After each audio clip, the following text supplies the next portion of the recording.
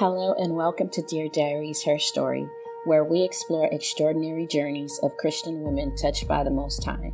I'm your host, Rosa B. Theoc, and in each episode we'll uncover stories of faith, resilience, and the undeniable presence of God in everyday life. Whether you're tuning in for inspiration, guidance, or simply to share these moments of grace, you're in the right place. So let's open these diaries together and see where faith leads us today. Welcome to Dear Diaries. My name is Christine, and I'm going to tell you my story. So tell me about your childhood growing up. Much of my childhood I do not remember. I guess as the smallest a child, it was fun. I don't remember much before my parents splitting up. When they split up, we moved to the Upper Peninsula in Michigan, to a city called Houghton. And the reason my parents split up is because my father had schizophrenia. He's diagnosed schizophrenic, and he had begun becoming very violent with my mother, with my grandmother, and they feared for our lives. So that's most of what I remember from our biological father. My mother was a pretty absent mother. She tended to hop boyfriends, and if she wasn't hopping boyfriends, it was a hop of husbands. Her second husband was he was the abuser, sexual and physical abuse, and that I believe started around the age of I think it was 6, and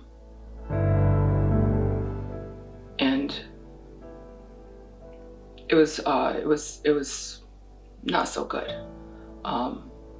They moved us to New Rochelle, New York, and that's when the physical abuse began. I remember, I don't know what my mother wouldn't do for him, but him dangling me out of the second-story window in our apartment building. I imagine probably that things didn't go well there. I remember going to school and having the principals. I was in their office a lot because I had bruises often.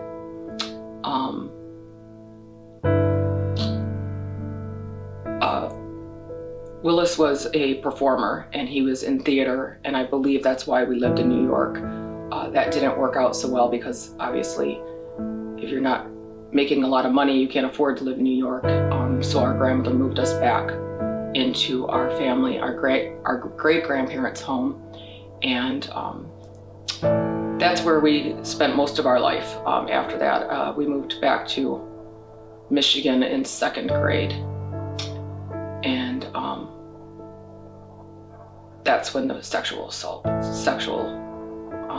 abuse began. Mom worked for the post office, and she was not home very often. I don't recall Willis ever working, so he was the living caregiver. So that meant he was home all the time. Yeah, he was home all the time. I don't recall him not being there.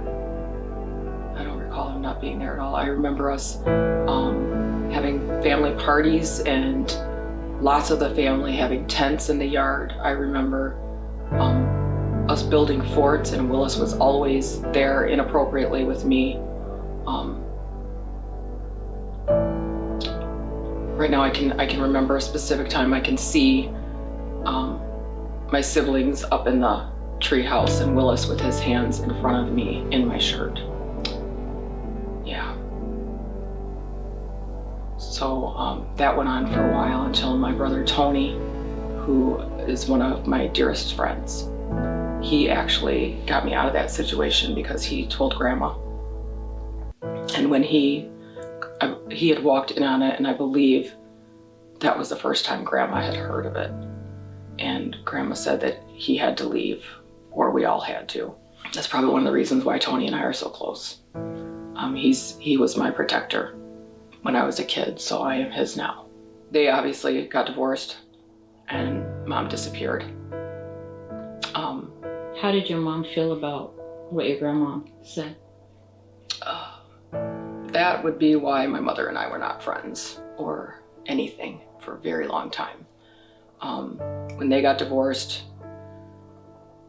I became quite the rebellious child, and I fought my mother, I fought my grandmother. I went to survival mode, and mom not being there, I ended up having to be the mom to my siblings and not having a childhood. So I was very angry. And I was very angry probably up until 2014. And I made a lot of people pay for it. A lot of people pay for it, including my children, my ex-husband, anybody, everybody, my parents, my step-parents, my siblings. I lashed out at everyone. And in return, I got awful health for it because I was, bad. So after Willis and mom were divorced, mom was rarely there, and grandmother used to take care of us. Grandma, we called her SOID. She took care of us. Sometimes I call her Dranny because that was my pet name for her. She was awesome. She and our Oma are the two that actually instilled faith in us, and I believe that's why I'm alive today. Even when I wasn't with faith, the craziness that I still spoke to God. So she would take care of us, and she would have to, because our grandfather didn't care for us at all because we were biracial and he's very old school. Grandma used to have to come over at night after he went to sleep, and then she would dash back across the field to get him off to work because he was an electrical engineer for Ford. She would get him off to work, and then she'd come back, dash across the field again, and get us ready for school and off to school. And that went on for a lot of years. There were boyfriends that came in and out of the house in between. They did not touch me, just Willis did. My stepfather, Kenneth Hunter, he entered in, and he was not, our whole family wasn't a fan of him, but he really instilled values of working hard. He wasn't always nice, but he really, there's not a whole lot of men that step in to 4 children, especially, that was in 6th grade. He finally stepped onto the scene. By that time, you can imagine I was more than a handful. I was more than a handful. And he taught us the value of working, and there was no excuses. And it was hard. And probably a lot of us, we all had a little bit of mental abuse there because he was hardcore. But he was raised one of 14, so he was hardcore for a reason. His mom, I'm sure, had an iron fist. And so he had an iron fist. But at the end of the day, he loved us. I don't care what anybody says. Wasn't always nice, but he was always there. He was always there for the birth of all of my children. When my mother passed away, he was always there. So even in his worst, and out of respect for him, and he's deceased, and because I know he did his best, I won't go into that, but he did his best.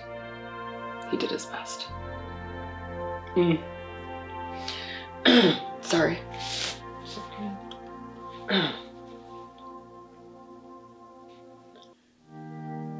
Yeah, Kenny was the man that got me through high school. He had me do track. I hated running track. I hated it so much. He totally hated that I loved music. He hated it. He said I was wasting my time. High school was hard and it sucked for me. I did not have a lot of friends. The friends that I did have were very, very good friends. Ride or dies. I grew up in an all-white community. So when we lived in New Rochelle, it was all blacks.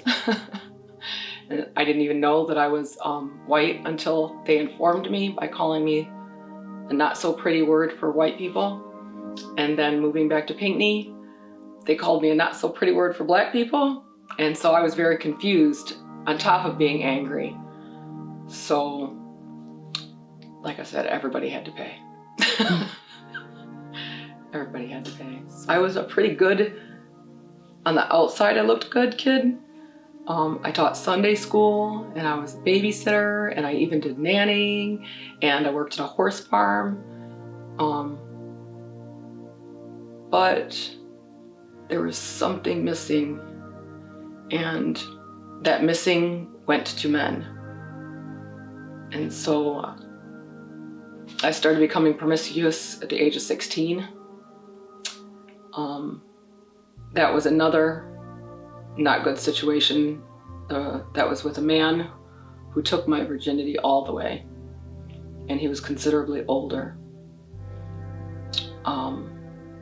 And then other men that were older after that. And I guess when you think of it, it was kind of selling your soul, because it was the only way that I thought I could get love. And so that's what I did, which led me to dropping out of college, marrying young, having children young, and I love my children, but I did not know how to be a mom. I damaged them for many years. We are close now. There's still a lot of healing going on with my daughter, but I think one thing that I realized is, even because at one time I hated my mother because she didn't protect me. And I actually hated her until after she died.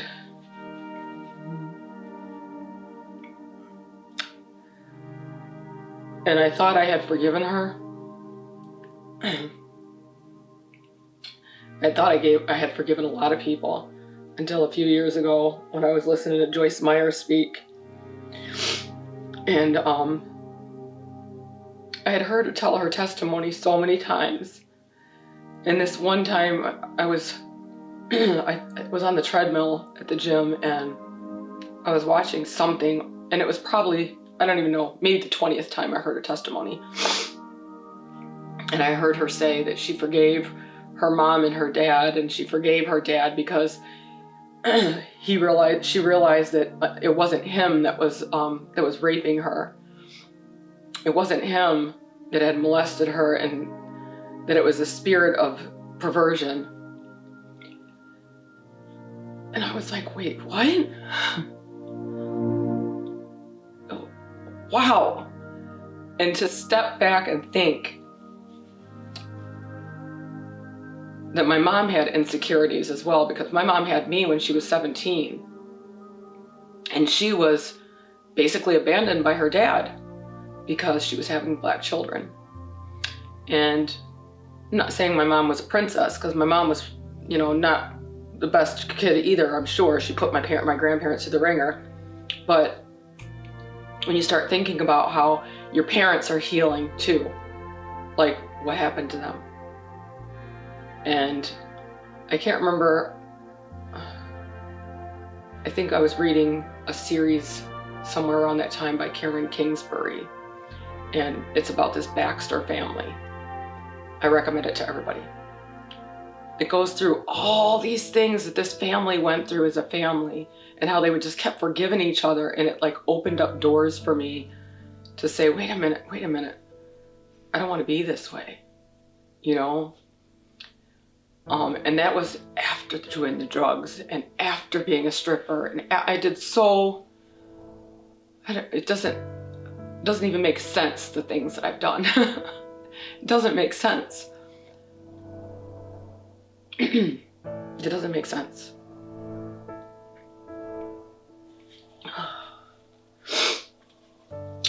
Anyway, I was able to forgive Mom, and I was able to forgive Willis. And I realized forgiving them actually sets me free. And is it always easy for me to forgive everybody for everything they do? No, and sometimes I lose my temper.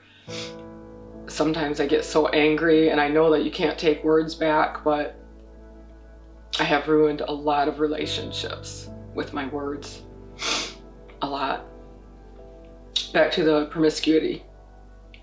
I got married young. I had Jocelyn, I was 20 years old. I got married to her father.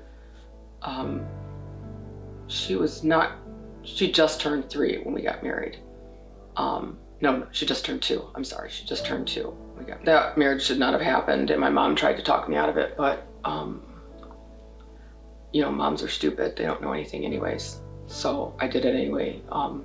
And that sped up because we were supposed to get married, and my mom died 2 months before we got married. So we ended up going and eloping. The only drugs that I had ever done before my divorce was I had smoked weed and I had smoked hash. After I divorced, I think that I was trying to be a child. And I became a stripper to pay for divorce, to pay off my debt. And obviously after becoming a stripper, that was the spirit perversion in me, because I had been molested and I had just been giving myself away. So what was one more thing, right? And if you're gonna pay me, even better. I was introduced to cocaine. And you can do anything when you do cocaine. And if you can do anything on anything, that's not good. It's not good. Someone once asked me if I was ever a prostitute. And in the traditional sense, I would say no, because I never sold sex. But if you are stripping on a pole, you're selling sex. It's foreplay. It's pornography. If you are having sex for someone to pay your bills, you're a prostitute. There's just no way around that. You are trading sex for services, which is a prostitute. And that probably will upset a lot of people, and that's okay. That's okay. We all deal with things when it's our time, because I would have fought somebody at one time and said, that's not true. That's not true. And now looking back, I can see, actually, I was not nice. I was not nice. Realizing that those were people's husbands. Those were people's fathers that were coming to those strip clubs watching me. And they were taking time away from their family to come watch me. And spending thousands of dollars to come watch me. The cocaine got really, really bad. And I almost died from an overdose. I have a scar across my abdomen to remind me of that stint. That was an abdominal hemorrhage in 1999. They had told my parents and my ex-husband that I had a 5% chance of living. 13 days later, I was leaving St. Joe's in Ann Arbor Hospital, and Dr. Robert Mazzio was my physician.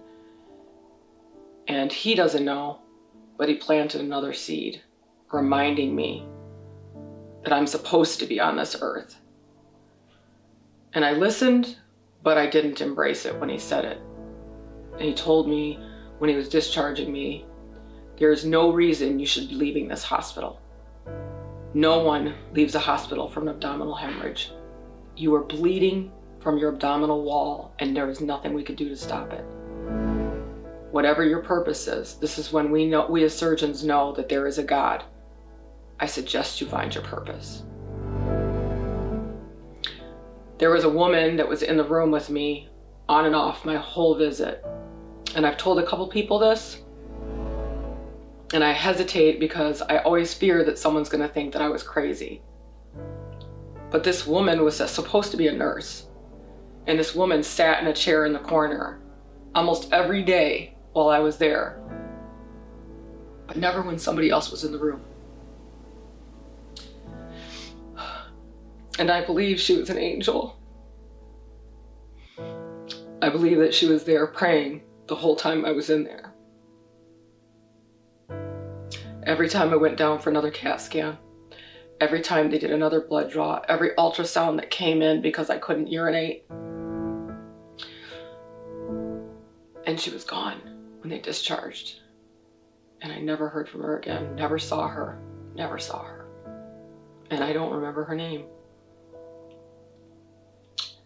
But I still see her. I still remember exactly what she looked like sitting in that chair. But even then, I went back to the boyfriend at the time. I went back to the drugs. I went back to the rough life. I went back to stripping. Even then. I'm not sure exactly how the change happened for me. If there's any real such thing as natural, it's definitely supernatural. Because for some reason, I started dancing less and I started getting real jobs. I was working at a car dealership in the accounting department.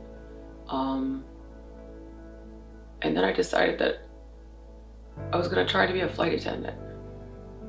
And I don't even know how that even came about. I think somebody may have come into the car dealership and told me about it. But I remember on the way to the interview, I made it to the second round of interviews. And on the way there, I just said, Lord, if you do this for me, I'll quit doing drugs. And he did it for me. And I stopped doing drugs for a few years. Actually, from 2001 to 2010. Maybe 2011. 2010 or 11, one of those two. I was drug-free. I drank a lot of alcohol still, but I was drug-free. And then I got into a bad relationship again. I got sucked right back into that lifestyle of doing drugs and drinking and partying, and unfortunately, I went through a bad phase, and it was several years until God intervened again. And this time he intervened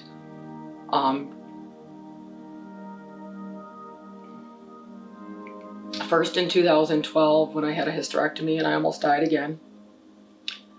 And then my Uncle Dennis passed away. Then my stepbrother passed away. And then my stepfather Kenny passed away. And it was all inside of, I can't remember if it was 6 or 8 months. I think Dennis was April.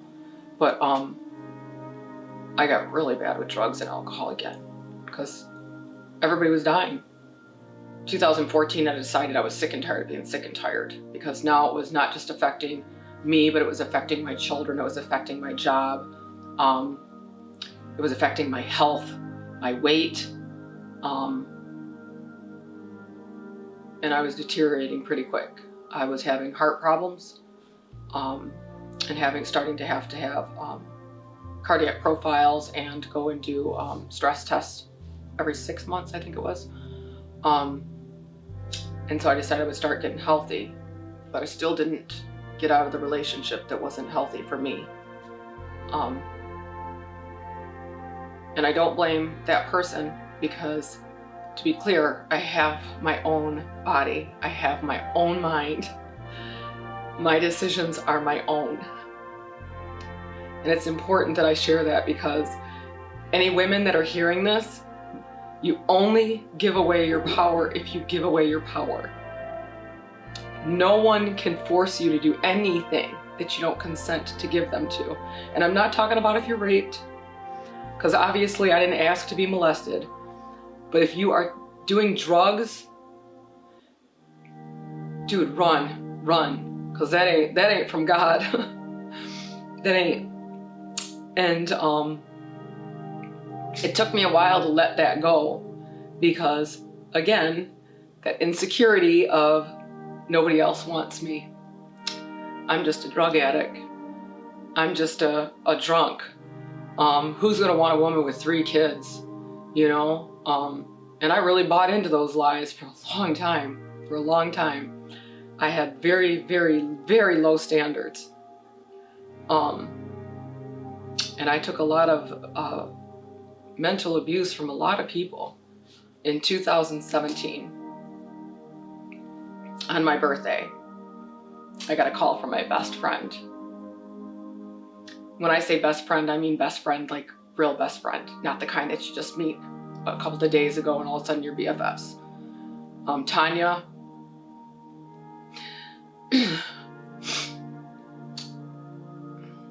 Tanya is my youngest son's godmother.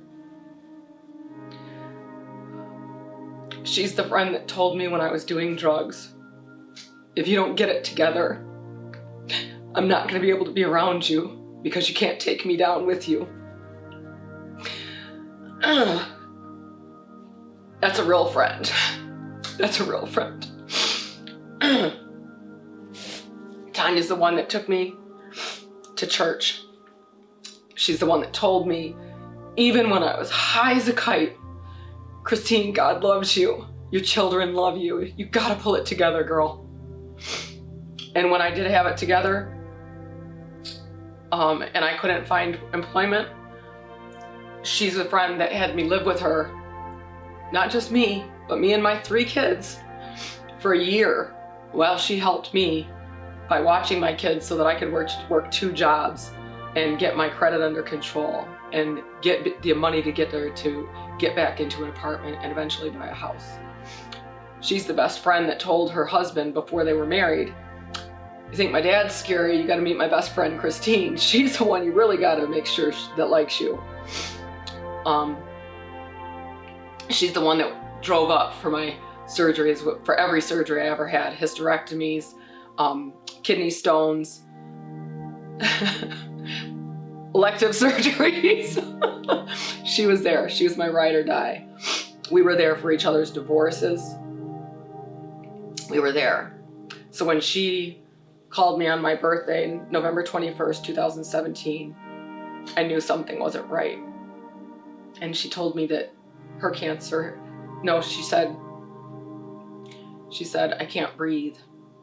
I said, why do you sound like, and at the time I swore, I dropped the S-bomb. I don't swear anymore. And she said, oh girl, I've been in the hospital since Friday. I can't breathe. And I was like, what is going on? But God had told me that her cancer was back. November 30th, she called me FaceTime and told me that it was confirmed cancer, stage 4. It had metastasized to her liver. And I can still see her face when she said, how does it feel hearing me tell you I have stage 4 cancer? And of course, I'm the cheerleader. I'm like, we're gonna fight it. That's what we're gonna do, we're gonna fight it. I did the research and you can have up to 5 years. I was ready. She wasn't ready. And I heard it in her voice when she said, can you just shave my head?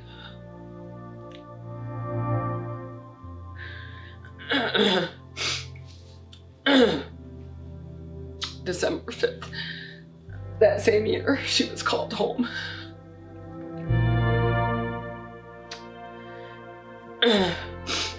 While we were all standing around her body, all I could do was just stand there and look. And everybody deals with death differently. But for me, that was the last death that was it. That was it.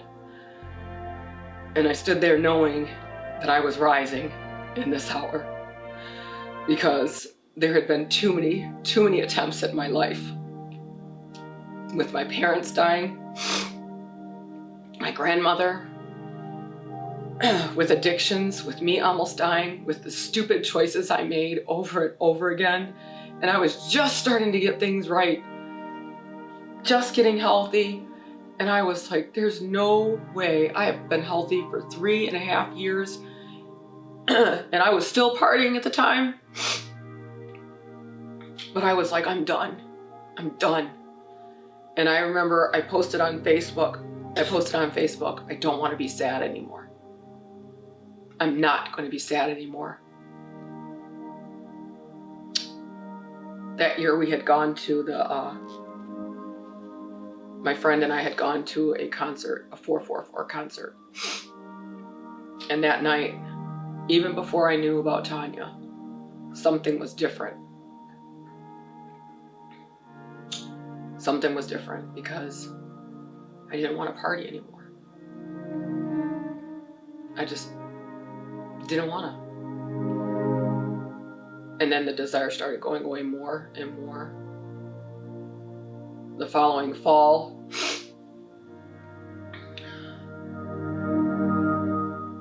and I know whoever's watching, I get that the Bible doesn't like us tattooing our bodies up, but I felt I needed a fresh start.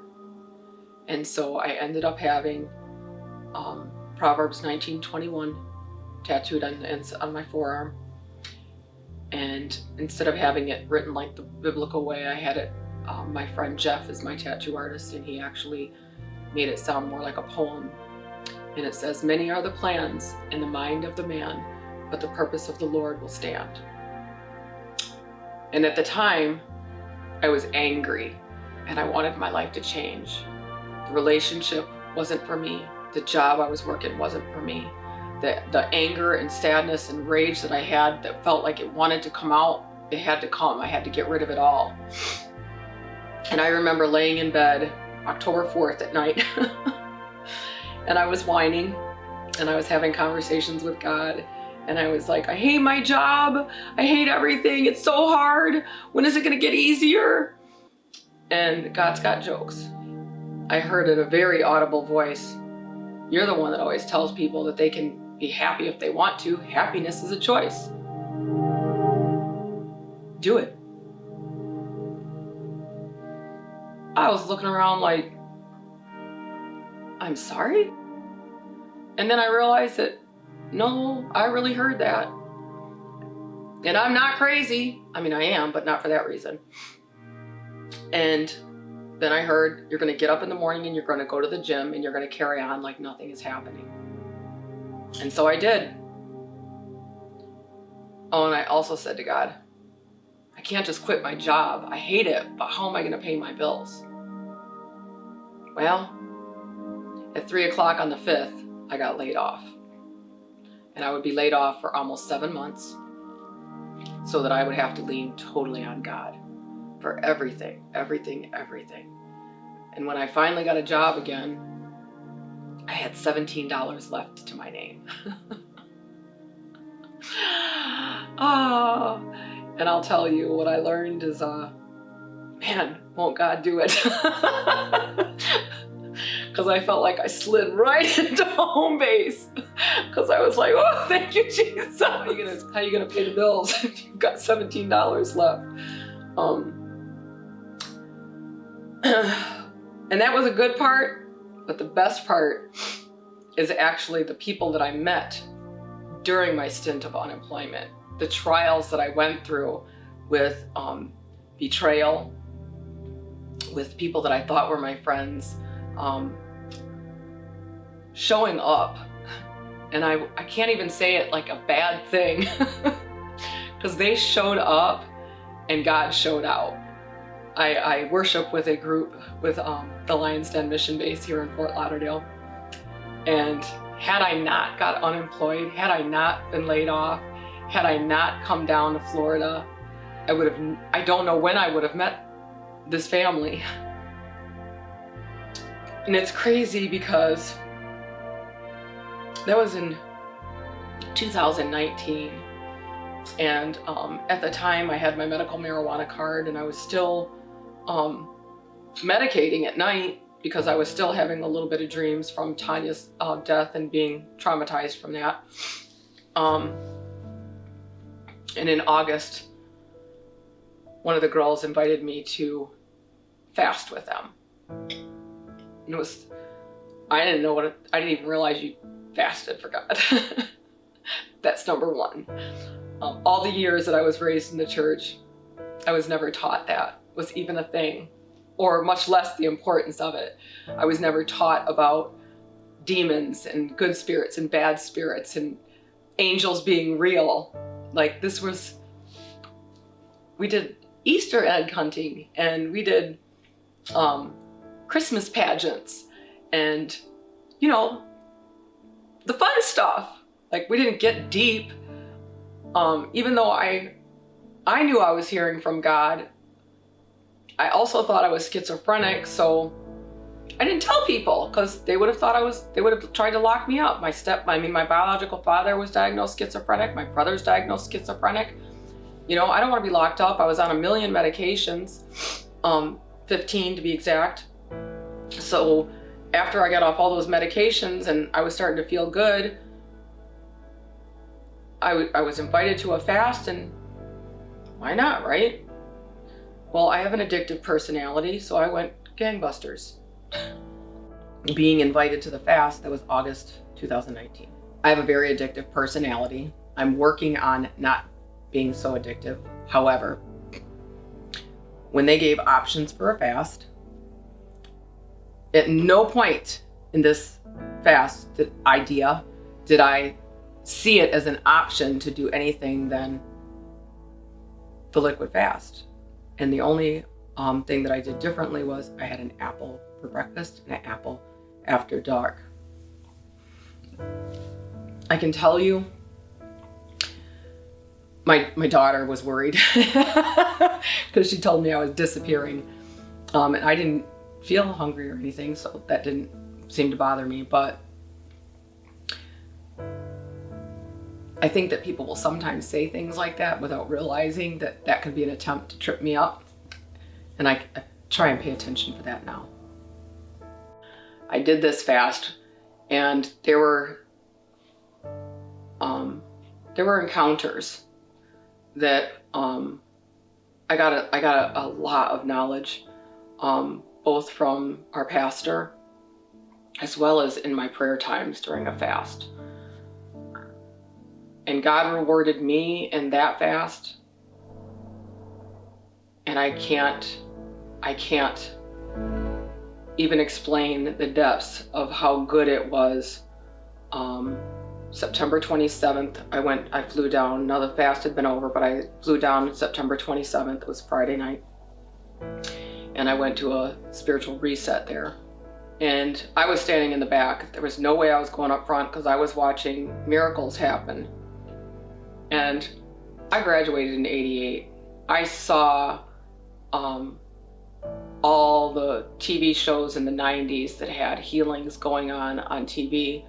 And I thought it was crap. Excuse me, I didn't realize that that was really real. I had no idea that miracles and healing services were a real life thing. No one ever taught me that the Bible is 100% true still. So as I'm standing in back and I'm watching these miracles happen in front of my eyes, I was scared. And I could feel myself wanting to leave. And Elder Jackie came to the back, and she said, "Come on, girl, you're not leaving and going back to Michigan the same way that you came down." And I was like, "Psh, yeah, I am." And she's like, "No, come on, girl." And I remember she walked me up to the front, and Pastor Jay was at the front. But when I'm looking at him, and he says to me, "You're not going back the same way you came. You think you came all the way down from Michigan and you're gonna go back there like this? I don't think so, not on my watch." And then I remember it was almost like leaping on him, and I definitely believe that was my spirit. And then I can't remember all that he said, but all I can see still to this day, like it was like yesterday, is I can see that mouth, his mouth, but it was not his mouth. And it was the wildest thing I've ever seen.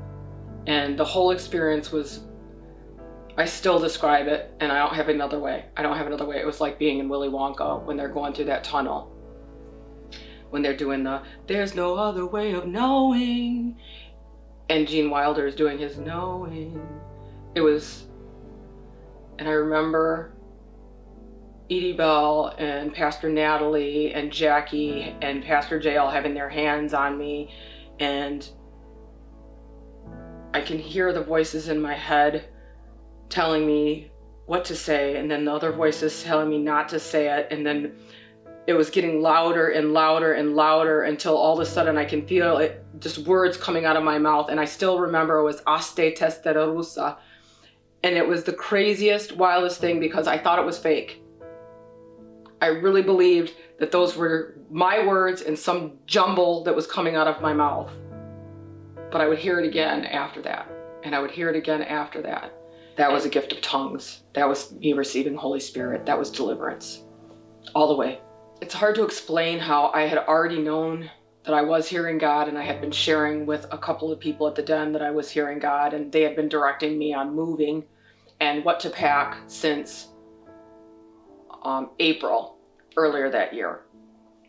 My kids thought I was crazy because I literally had boxes in my living room. I was getting rid of clothes. One of my girlfriends in Michigan was watching me pack. My friend's father had been witnessing it, and I had been discussing it with them.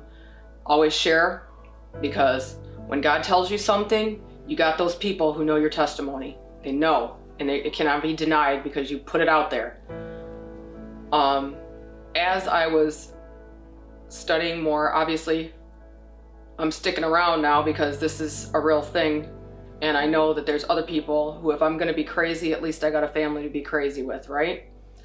And they're invested on not telling me that I need to tithe to them, not telling me that I need to do this, that, and the other. I'm being taught in that hour, and still, you need to hear God. You need to hear God. You don't need to hear me, you need to hear God. You need to hear God. That's where you're safe.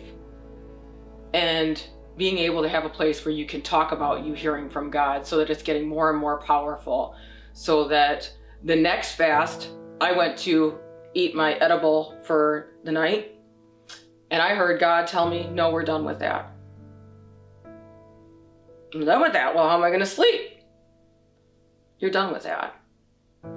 And I have not touched a single thing. Not an edible, not a Vicodin, not a nothing since then. And I'm almost 3 years cigarette free now. There are miracles. And as you grow, as you choose to grow, and you choose to get rid of, and people act like getting rid of stuff is a bad thing. Dude, we get rid of garbage all the time. We throw it right on out. And these bad habits I had, they were garbage. They were garbage. The lifestyle I was leading was garbage. It was beneficial to no one. And as I surrendered, I began to hear God more. Since I've moved down here, I have healed even more, because I have done a couple of healing sessions with Dr. Verna Barabug. I recommend her highly. I got to realize and discover that actual healing is talking about it. And I don't have to be this bad that has to take on the world all by myself. I've gotten to learn that I can be a jerk, and God already knew I was going to be a jerk. And he's like, look, dude, you were a jerk. I need you to fix it. And it's okay to fix it.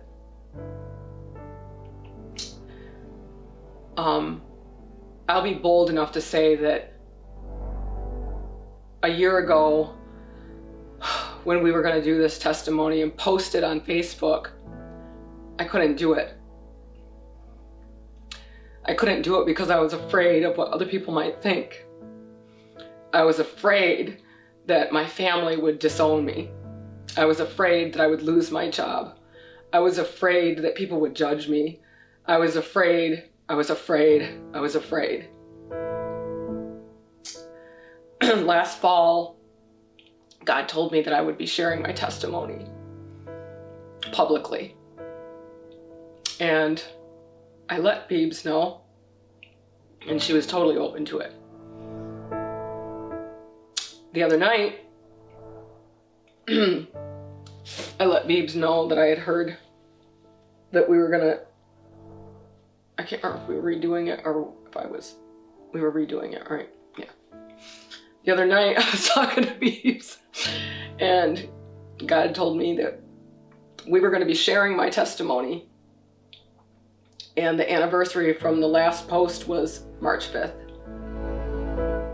Well, I'm Christine, and I struggle with pride still, and I struggle with the spirit of fear and intimidation.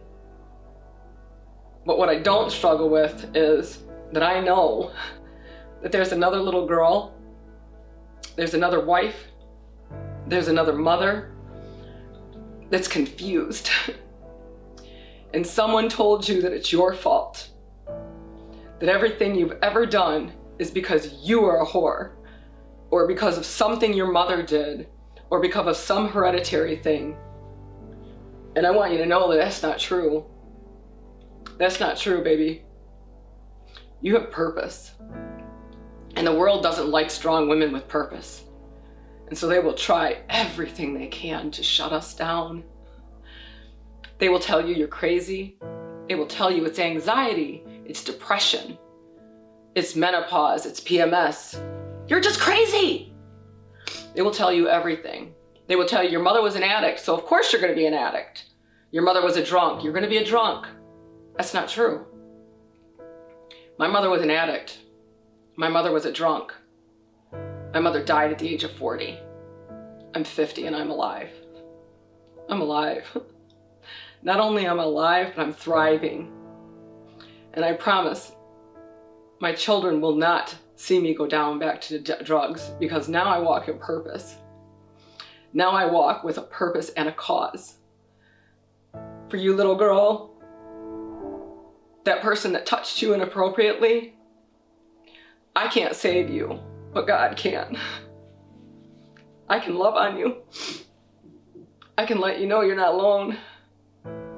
For that addict who thinks that if they pick up that straw or that pipe, that all your problems will be solved, that's not true.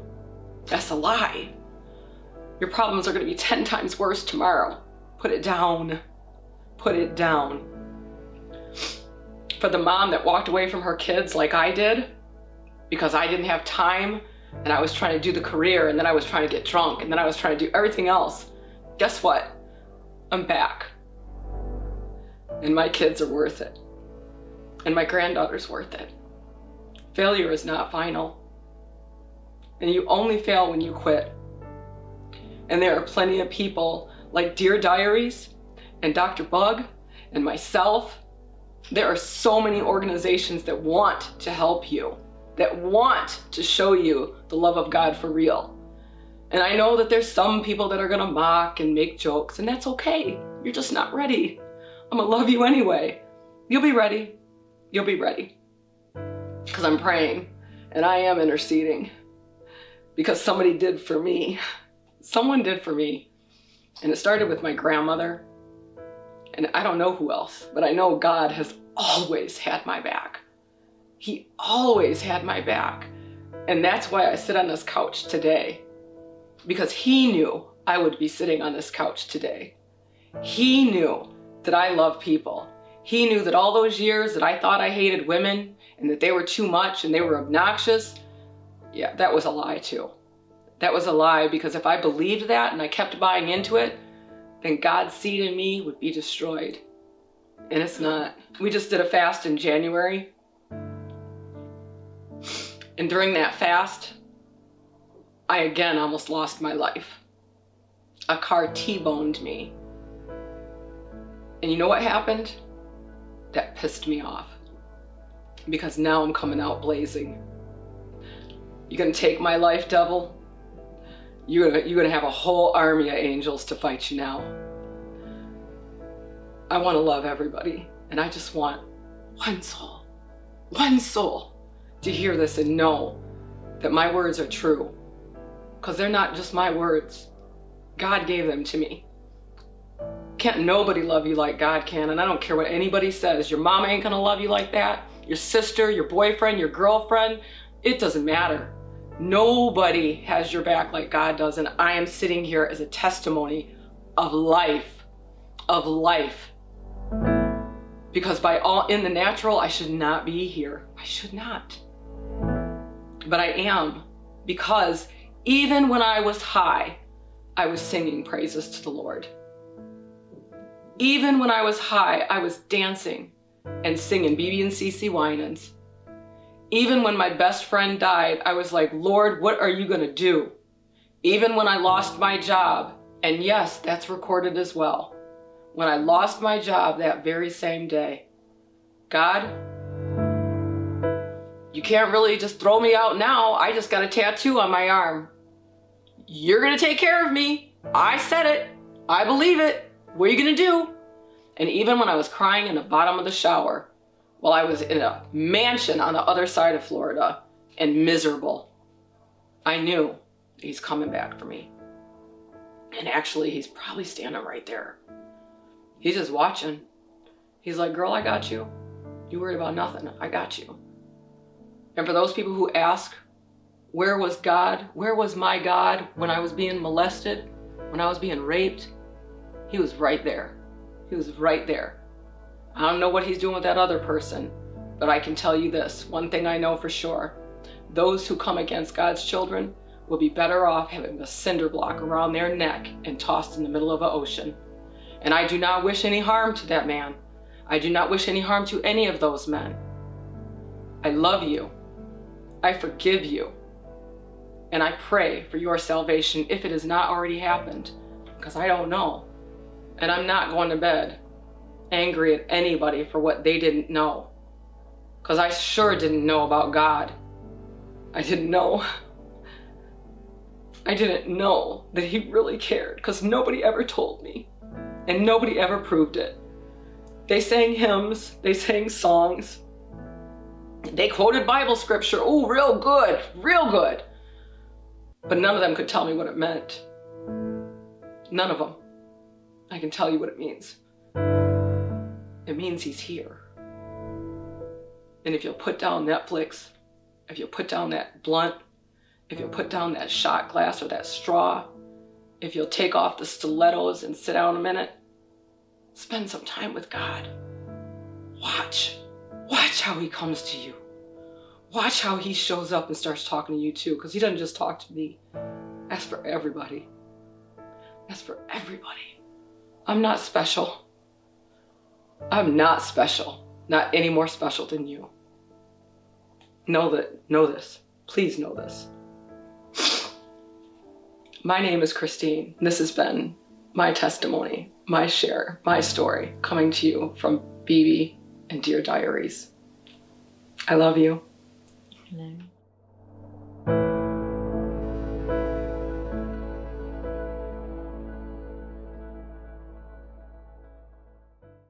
Thanks for joining us on this episode of Dear Diaries, Her Story. Today's journey through faith and life's challenges is just one of many we'll explore together. If you've been inspired or touched by the story shared here, please consider subscribing, leaving a review, or sharing this podcast with someone you might know who needs a reminder of God's presence in their life. Remember, every story has the power to inspire, and yours could be next. Keep walking in faith, and until next time, this is Rosa B. Theoc reminding you to live your faith and share your story.